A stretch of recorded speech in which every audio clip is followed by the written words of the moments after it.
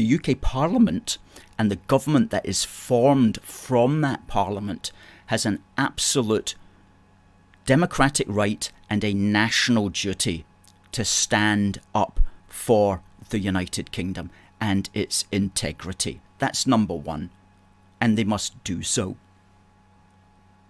It's for the British government to hold Britain together,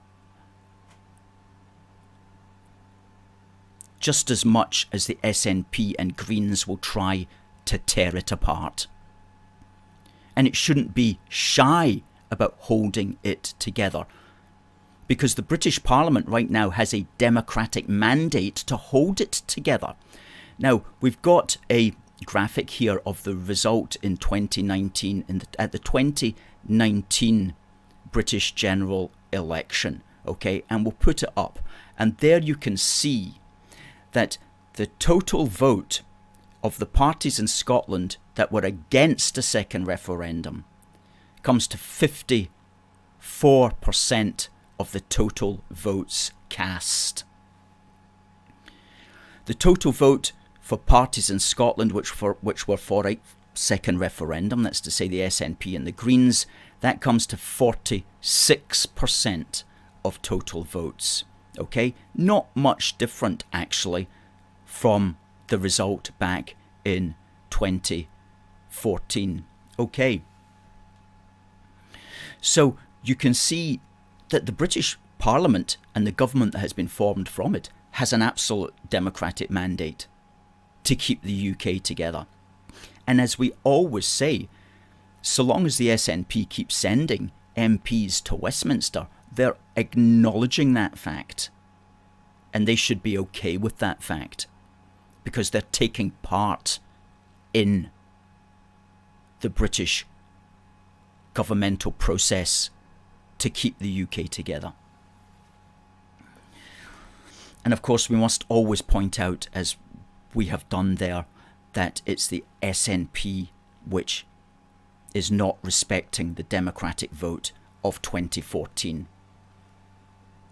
The biggest vote in Scotland's history. And on top of that, something that we should be doing is making it against the law for the Holyrood executive, which is to say the SNP and Greens, making it against the law for them to use the British civil service to promote, to undertake work, to prepare in any way for separation.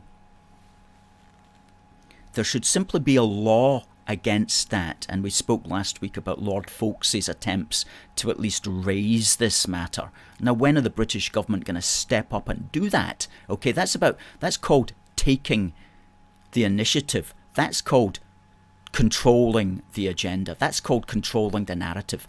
They need to stand up and do that. And of course they'll take flack for that. And of course they'll be accused of this, that, and the next thing. But they have to weather that storm.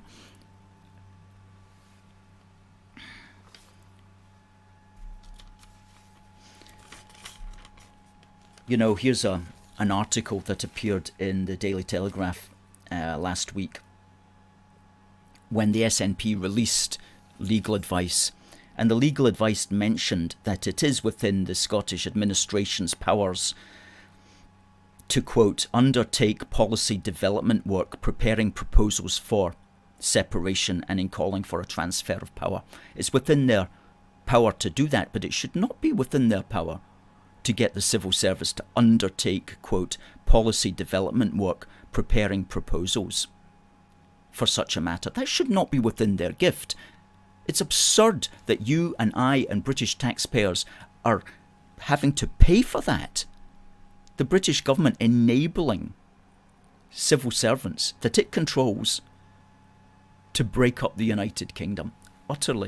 An utterly absurd turn of affairs.